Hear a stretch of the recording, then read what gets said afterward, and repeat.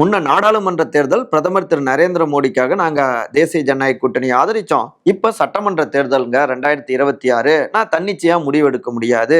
December மாசத்துல நாங்க கூடி பேசி கூட்டணியை முடிவு செய்வோம் அப்படின்னு பாஜகவுக்கு ஷாக் கொடுத்திருக்காரு இல்லையா? அமமுகவுடைய பொதுச் செயலாளர் திரு டிடிவி தினகரன்.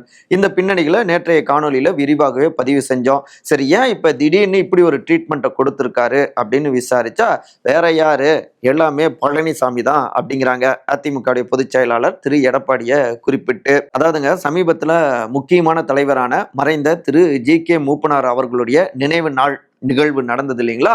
இதற்காக முக்கியமான தலைவர்கள், பாஜக தலைவர்கள் பலரையுமே அழைப்பு கொடுத்தாரு திரு ஜி.கே. வாசன். அந்த வகையில தொடக்கத்துல திரு டிடிவி தினகரனுக்கும் அழைப்பு கொடுக்கப்பட்டது. அடுத்து இதே போல திரு எடப்பாடிக்கும் அழைப்பு கொடுத்தப்ப யாரெல்லாம் பங்கேற்கிறாங்க அப்படின்னு அவர் கேட்டிருக்காரு. ஒவ்வொருத்தரா பேர் சொல்லி தினகரனும் வராருன்னு சொன்ன உடனே, அவர் இருந்தா நான் அங்க வர்றது நல்லா இருக்காது அப்படின்னு டப்புன்னு பேசிடுறாரு எடப்பாடி. ஒண்ணு அவரு இருக்கணும், இல்லையா நான் இருக்கணும் கூட்டத்துல. இதுதான் அவர் சொல்ல வர விஷயம். அப்புறம் என்ன, தவிர்க்க முடியாம இந்த விஷயத்த வேறு வகையில தினகரனுடைய கவனத்துக்கு எடுத்துட்டு போயிருக்காரு ஜி.கே. வாசன் அவங்களுடைய தரப்பு.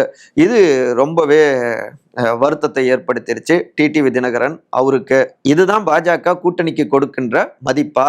அப்ப பாஜக பழனிசாமிக்கு முக்கியத்துவம் கொடுக்கும், ஆனா கூட்டணிக்காக இவ்வளவு ஆண்டுகள் உழைத்த எங்களுக்கு முக்கியத்துவம் கொடுக்காதா? இது கொஞ்சம் கூட சரியில்லைங்க, ரொம்பவே ஹேட் ஆயிடுச்சு அப்படிங்கிற ரீதியில டக்குன்னு டிசம்பர்ல கூட்டணி அறிவிப்பு வரும் அப்படின்னு போட்டு உடைச்சிருக்காரு டிடிவி தினகரன்கிறாங்க அவருடைய அதிதீவிரமான ஆதரவாளர்கள்.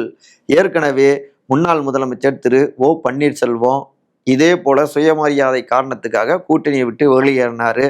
இப்ப டிடிவி தினகரன் வலுவான கூட்டணி அமைக்கிறோம், வலுவான கூட்டணி அமைப்போம்னு எடப்பாடி சொல்லிக்கிட்டே இருக்காரு.